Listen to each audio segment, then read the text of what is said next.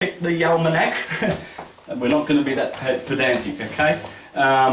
But so you see the overlap. I'm just showing you this just that you understand the overlap, okay? Aries is considered a fire sign, earth, air, water. Now pay attention. This is where the good stuff begins, man. Remember the Platonic solids, and these shapes also have their element. Okay? And of course, a unit of fire is a photon. A unit of earth is a molecule, right? So we did all that. So that's called the quadruplicity in astrology or in astronomy. Well, this is really astrology, actually. Please allow me to correct myself. Fire, earth, air, water. Fire, earth, air, water. And as I'll prove, though, that this is a science. This is all science, and you'll see that clearly without a doubt. Now, these signs also have their, that's called the quadruplicity, they're the elements. They also have their modalities. Cardinal, fixed, mutable, cardinal, fixed, mutable, cardinal, fixed, mutable, cardinal, fixed, mutable. I'll explain what that means. Cardinal. Something cardinal, of course, is beginning. Remember, these were the cardinal points. They're very, very important days. These are the 4 holy days. And I'm going to show you later how holy they are. Here, when the sun passes over, the Jews eat the Passover lamb. The Christians celebrate Easter, and they have something similar to the Passover lamb. They have what's called the marriage of the Lamb, because on Nisan the 14th, the sun and the moon are in conjunction. Well, they're not in conjunction, but well, yes, they are in conjunction because they're both in Aries. But the point is, they have what's called a marriage, and that happens in the sign of Aries. I'm going to go into that later, but these are the most important points. Remember the cardinal points. These signs in the middle, they are the fixed ones, and then these ones are mutable. Okay. So let's distinguish them by putting a certain... These are the mutable signs. Now this is called the triplicity. Quadruplicity, 4, and triplicity here. So you see, every element gets a turn to do something different. Fire gets a turn to be cardinal here, gets a turn to be fixed here, and it gets a turn to be mutable here. What does that mean? Cardinal. Let me explain cardinal. Imagine an aeroplane has to go from Australia to Japan. Okay, so cardinal would represent the motion of climbing up to 9,000 feet altitude, and coasting along would be fixed. So it coasts along and doesn't use as much energy. Uses most of its energy over here, right? Probably about 40% of its energy. Then it coasts along. Then it sees where it's got to land, and that's mutable. You turn an oven on to cook a cake. Turning it on to get it to 240 degrees, that's cardinal, uses a lot of energy. Then it coasts along and it stays fixed. You can cook your oven at fixed temperature. Then you turn it off, it becomes mutable, it mutates. Okay? So this is something that's going on in nature. The neutrino does it. Everything subatomic does this. It begins, it fixates, then it changes. It generates, it operates, and it dissolves. Take note of that. It generates, it operates, and it dissolves. God is an acronym. It's not a title for the God, the person that we think is running the show. It's not a name, it's an acronym. Generation, operation, and dissolution or degeneration. Scientists will tell you every molecular structure does this. Even microorganisms, anything that manifests in this world of fire, air, earth and water. Look around you, everything's made up. Everything's been constructed of light, gas, liquid or solid. So the ancients were right when they said that it's all happening under the domain of fire, air, earth and water. So I've introduced you to God. Cardinal, fixed, mutable. Everything starts, it fixates, and then changes. Everything generates, is born, operates, and then degenerates. That's how energy works. That's God. Here we call it the triplicity. Here, in theology, we call it the Trinity. Here is the quadruplicity. Let me introduce you to fire, air, earth and water in the Bible. It's Yod, He, Va, He, Yahweh, Jehovah of the Hebrews. Fire, air, earth and water. They call this the tetra meaning four, tetragrammaton. Here we call it the quadruplicity. So what is this Jehovah? What is this earth, fire? Well, that's everything that manifests. It's the Creator. The people who read the Bible passages where it talks about the Lord Jehovah, they know him as the Creator in a sense, but it's the created. It's the created by this fella here. That's God. Let me read to you what the astrologers and the astronomers of ancient times. Here's a book written 2,000 years ago, just after Marcus Manilius. This is Ptolemy, one of the most famous astronomers. And this is a little passage out of there. The world is divided into two parts, the elemental region and the ethereal. Okay, the elemental region and the ethereal. This is the source.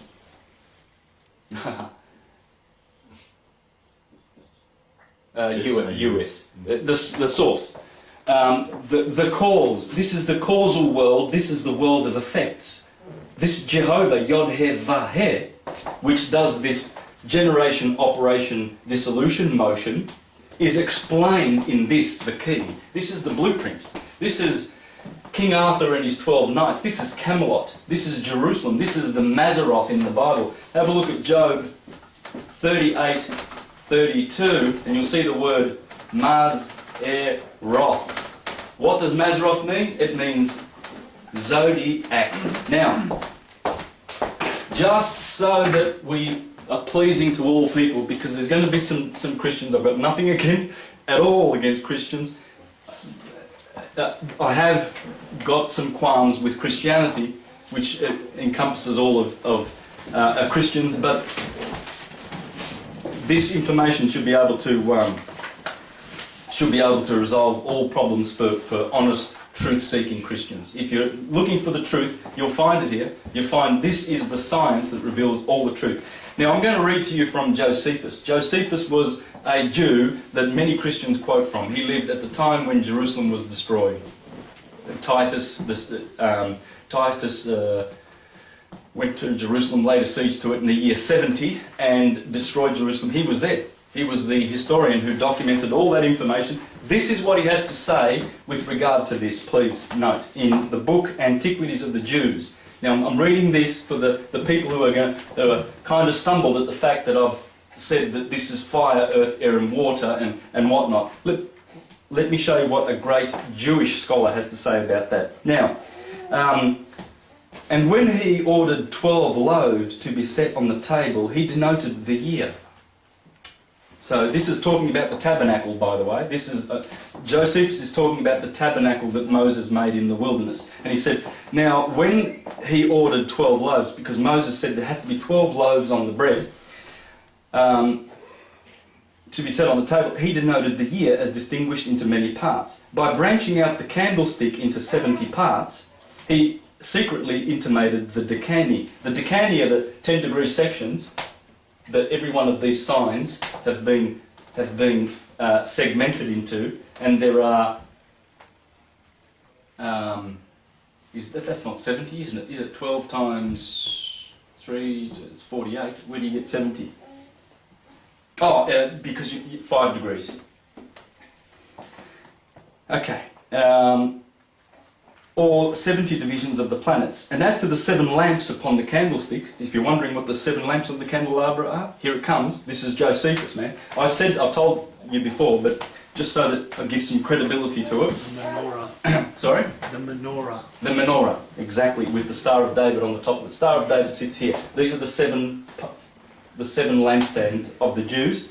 The 7 lamps upon the candlesticks, they referred to the course of the planets, of which that is the number, the 7 planets, the two luminaries, the sun and the moon, and the 5 other visible ones, Mars, Mercury, Venus, Saturn and Jupiter. The veils too, which were composed of 4 things. So here's Josephus talking about the veils in the tabernacle. For the fine linen was proper to signify earth. The linen was for the earth, because the flax grows out of the earth. The purple signified the sea, because that colour is dyed by the blood of a sea shellfish.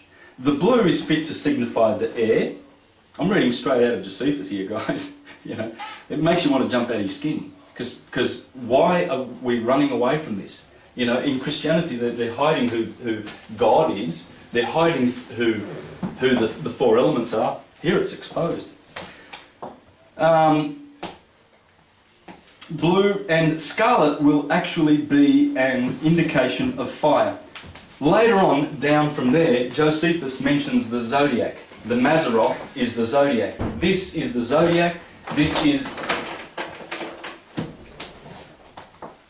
the 12 pillars in the temple of my God. In Revelation, Jesus said, I will make you a pillar in the temple of my God. These are the 12 pillars of the temple of my God. Jesus said, in my Father's house there are many mansions. In Psalm chapter 19, the 19th Psalm, I think verse 3 or verse 4, it says that the Lord hath made a tabernacle for the sun, and the sun does not depart from its, I think it says from its posts. This is the tabernacle, the Mazzaroth. Okay, enough of that. Now, on the 25th of December, remember the solstice, the sun stays still for, so 25th of December is Christmas Day, right? The sun journeys up the mountain, the goat is climbing the mountain. After 30 degrees, because each sign is roughly 30 degrees, from the 25th of December, 25th of December will be about there. So, let's count 30 degrees. That's the 25th of January now. January is Aquarius. This is the baptism month. January is Janus, the god who, the two-faced god. If you Google images of Janus, you'll see a two-faced god, an old face to the back and a young boy's face to the front, and he holds 2 keys in his hands. That's January, because he's got the keys January the 1st.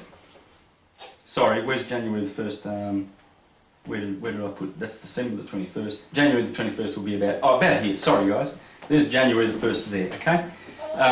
Janus, this is January, the 30 days of January, okay?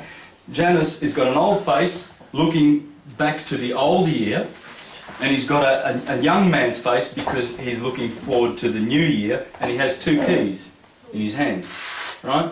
That refers the same deity that's sometimes shown as an old woman and a young lady. Yeah. Yeah, it is. Yes. Same. Yes. Most Middle Eastern show it as a woman. Yeah, because the new face is the new boy. The sun is a new boy. Here is a youth. He is a youth in. By the way, this corresponds to 6 a.m. This corresponds to 12 p.m. This corresponds to 6 p.m. and this corresponds to 12 a.m. So we've actually graphed out the whole year, but you can also superimpose the day here. And if you look at it that way, you will notice that, of course, 12 midday is going to be here at the solstice, and 12 midnight is going to be here at the solstice, because that would be midnight, wouldn't it? You're looking at midwinter, midnight, midsummer, midday, and you're looking at equal and equal, equinox and equinox, 6 a.m., 6 p.m. So we've actually superimposed the day over the year. That is the trick to understand. Hey? Over a 24 Over a 24-hour clock. Military time. So you see how my graph, starting from over here, following the tropics, going to the tropics, the spiral normally comes down here. See, wrapping it around, and you get the Holy Cross, the 4 holy days of the year on the cross, explains everything. So, as Janus has a new face, this cycle is the up cycle. From here, the sun it's downhill